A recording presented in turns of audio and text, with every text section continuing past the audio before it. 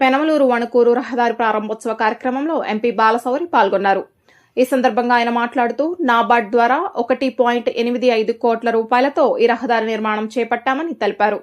మొదట 3.5 మీటర్ల వెడల్పుతో నిర్మించాల్సిన రోడ్డును స్థానికుల సహకారంతో 5 మీటర్లకు విస్తరించామని చెప్పారు.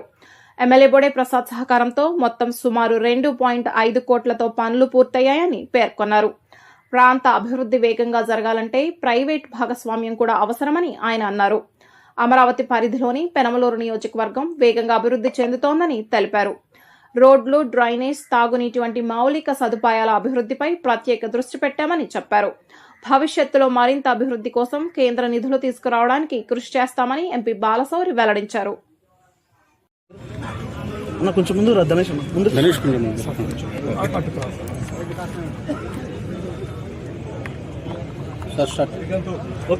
ఈరోజు పెనమలూరు నియోజకవర్గంలో ఒక రోడ్డుని ప్రారంభించుకున్నాం. పెనమలూరు నుంచి వణుకూరు వరకు నాబార్డు నిధులతోటి దాదాపు 1,85,00,000 రూపాయలతోటి ఈ రోడ్డు నిర్మాణంలో స్థానిక శాసనసభ్యులు బోడే ప్రసాద్ గారి యొక్క సహకారంతో యాక్చువల్గా దాదాపు ఇది 2,50,00,000 రూపాయల వరకు వర్క్ జరిగింది.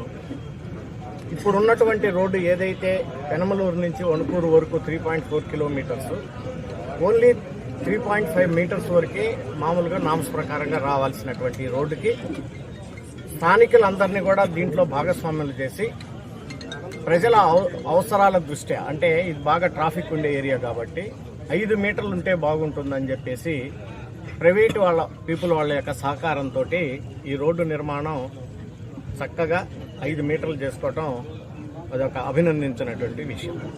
ఎందుకంటే ఎక్కడైతే ఫండ్స్ షార్టేజ్ ఉంటుందో, రోడ్డు విస్తరణ ఎక్కువ కావాలో అలాంటప్పుడు ఈ ప్రైవేటు భాగస్వామ్యం అనేది చాలా హర్షించదగ్గటువంటి విషయం.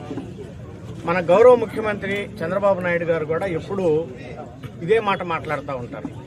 ప్రైవేటు భాగస్వామ్యంలో ఇందులో ఉంటే రెస్పాన్సిబిలిటీస్ ఉంటే బాగుంటుంది అనేటువంటి విషయం కూడా. సో మొట్టమొదటిగా మన పార్లమెంట్ నియోజకవర్గంలో బోడే ప్రసాద్ గారు దీన్ని అందరి సహకారంతో ప్రైవేటు భాగస్వామ్యంతో చేయడం చాలా సంతోషకరం. పెనమలూరు నియోజకవర్గానికి సంబంధించి ఇది సిఆర్డి పరిధిలో వచ్చేటువంటి కాన్స్టిట్యున్సీ.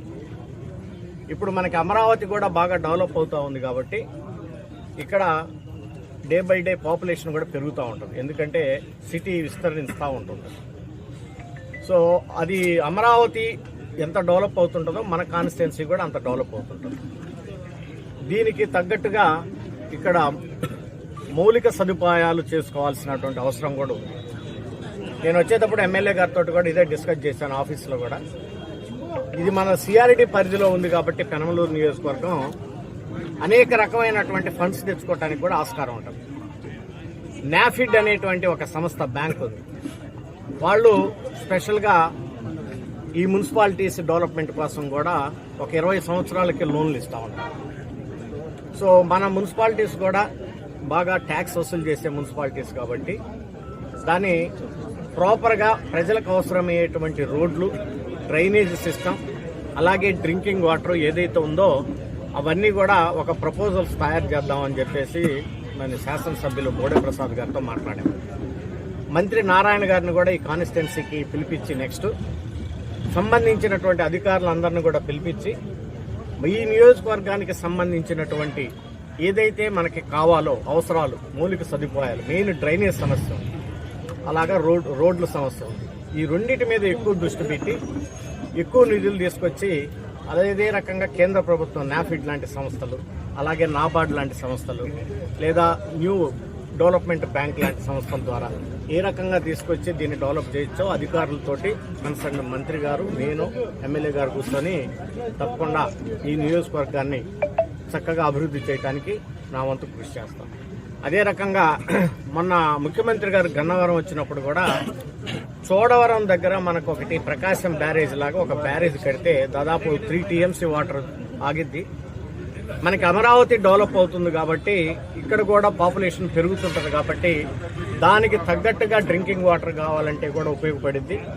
అదే రకంగా కృష్ణా డెల్టాకి ఇది నార్మల్ వేసుకోవటానికి ఇన్ టైంలో ఆ వాటర్ ఇవ్వటానికి కూడా బాగా ఉపయోగపడింది ఈ కృష్ణా డెల్టా ఏరియా కాబట్టి. ఇవన్నీ కూడా మన ముఖ్యమంత్రి గారితో చెప్పాను. సో ఆ ప్రపోజల్ కూడా తప్పకుండా పరిశీలిద్దామన్నారు. సో ఇవన్నీ కానీ మనకు కానీ వచ్చినట్లయితే పెనమలూరు నియోజకవర్గం తప్పకుండా మంచిగా మనకి ఒక సిటీ మాదిరిగా డెవలప్ అయింది. సో దానికి తగ్గట్టుగా ఎప్పుడు ఎమ్మెల్యే గారు నాతోటి డిస్కస్ చేస్తూనే ఉంటారు ఈ విషయాలన్నీ.